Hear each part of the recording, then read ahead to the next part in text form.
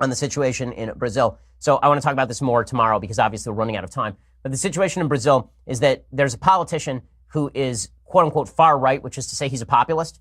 His name is Jair. I think it's Jair. I'm not sure how you pronounce. Is it Jair?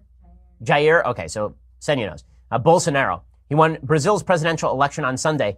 The reason that he won the election is because the communists have been running Brazil for the past 10, 15 years, and they are deeply corrupt. They kept getting thrown out of office over corruption. Brazil's economy has stagnated, and so Bolsonaro came in saying, I'm going to deregulate the economy. I'm going to fight crime, and they elected him over this. And people are panicking, oh, it's the end of democracy in Brazil. Okay, we'll find out, but it seems like democracy in Brazil had some real problems with the communists in the very recent past.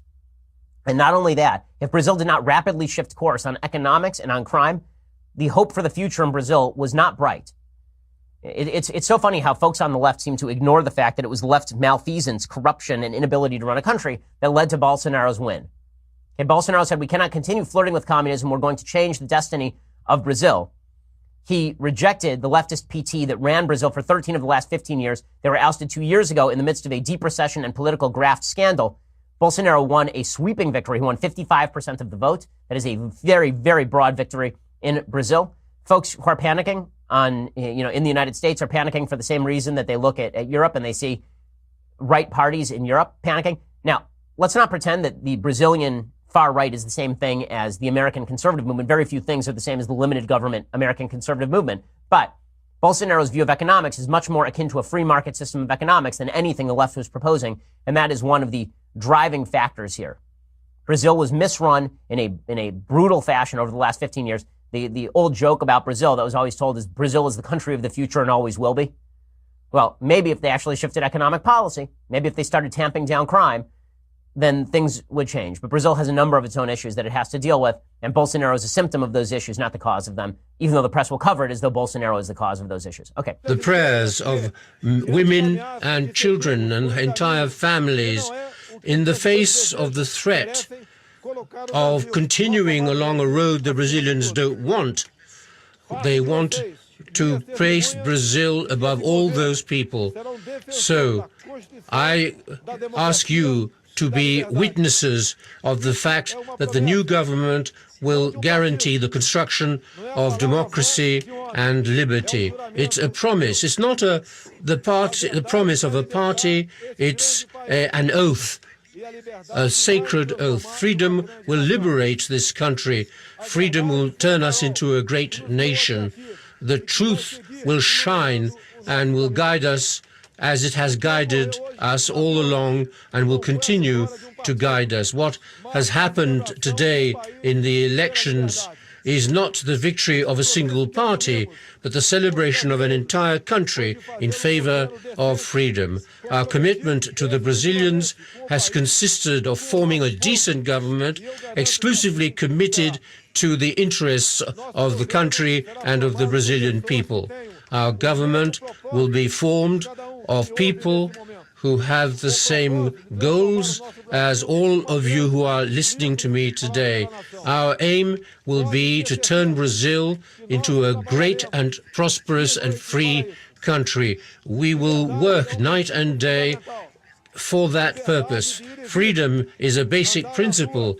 The freedom of movement, the freedom of walking along the streets wherever you wish to, the liberty of free enterprise, political and religious freedom, the freedom to have your opinions and to defend them, the freedom of choice and for being and respect for that choice.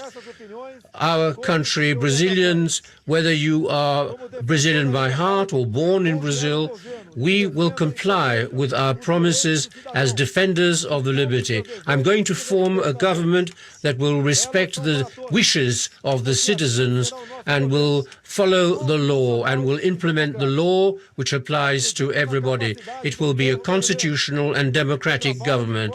I thank the Brazilian people for having worked honestly. We will work together to build a better future.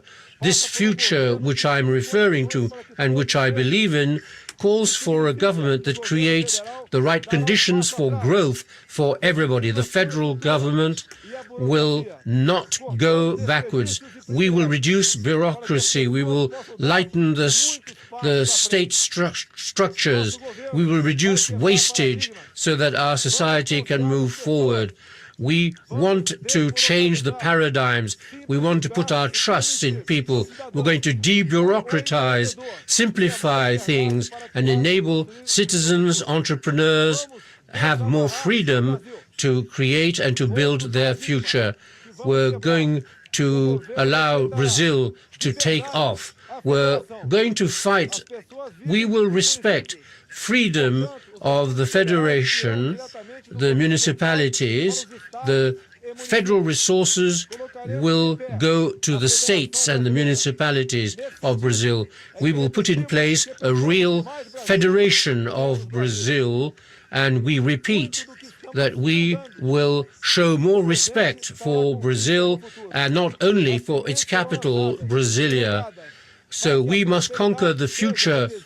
The seeds have been sown. We will cultivate them. We will take care of them to build the Brazil of the future. We won't only have a government that will meet the immediate needs of the country. The reforms will create a new future for all Brazilians, and I'm talking about a hand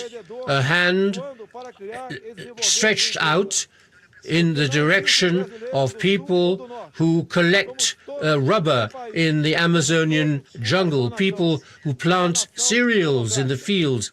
There are not different Brazils. There are not 4 or 5 different categories of Brazil. There's a single nation, a democratic nation, which is based on private ownership, the right to ownership. We will defend this constitutional principle, which is the basis of all democratic nations. Employment and a more just tax system in order to be closer to the needs of the people. We will reduce the national debt. We will replace it by a virtuous circle with lower indebtedness. This will stimulate investments, growth, and create jobs. The deficit, the primary deficit of the state, must be reduced as quickly as possible and become a surplus, a state surplus. That is our objective. To the young people of Brazil, I say from the bottom of my heart, you have experienced a period of uncertainty and economic stagnation. You have been put to the test in your ability to repeat the same thing. I promise that things will change. That is our vision. We will govern with our eyes looking towards the future and not just the next elections.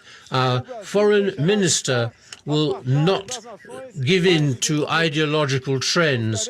We will work with, we will have bilateral relationships with countries that can add value to Brazil.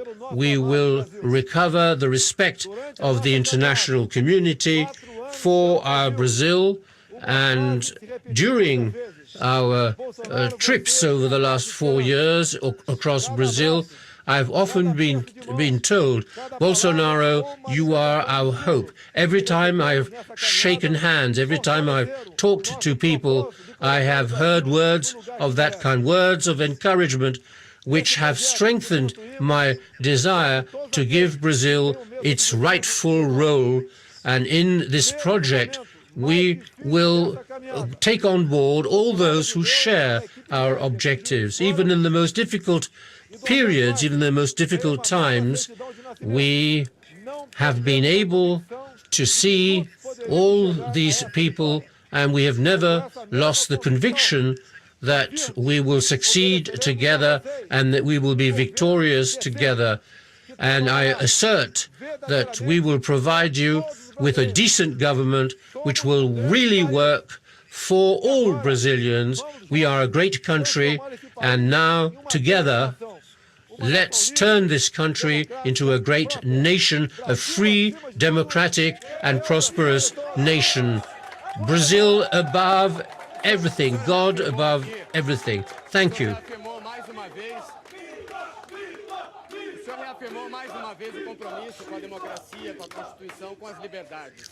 Daqui a pouco falar que é um direito dos pedófilos, não serem molestados quando estiverem fazendo os seus atos. Nós temos pedófilo é diferente. Não tem nada diferente. Maioria é uma coisa, minoria é outra. Minoria tem que se calar, circunvar a maioria. Acabou. Deputado, representante dos movimentos sociais, eu quero respeitar a maioria e não a minoria, você está entendendo? Olha, quando eu falo em pena de morte, é que uma minoria de marginais aterrorizam a maioria de pessoas decentes. Quando se fala em menor vagabundo, como esse que foi preso lá no Porto, Rio de Janeiro, você tem que ter uma política para aprisionar esses caras, buscar a redução da moralidade penal e não defender esses marginais como se fossem excluídos da sociedade. Não são excluídos, são vagabundos, que devem ter um tratamento adequado. A minha comissão não vai ter espaço para defender esse tipo de minoria. Então você já é o presidente, é isso? Não vou. Quem decide a presidência a presidência não é o presidente da casa. Quem decide é o líder do respectivo partido. E o Eduardo da Fonte garantiu, caso caiba ao meu partido, eu seria o candidato do mesmo. Deputado, quais outros temas o senhor pretende defender? Olha só, buscar a redução da moralidade penal, uma política de planejamento familiar, buscar uma maneira de dizer à sociedade que eles foram enganados com o Estatuto de Desarmamento, só desarmou o cidadão de bem, os marginais continuam armados, tá ok?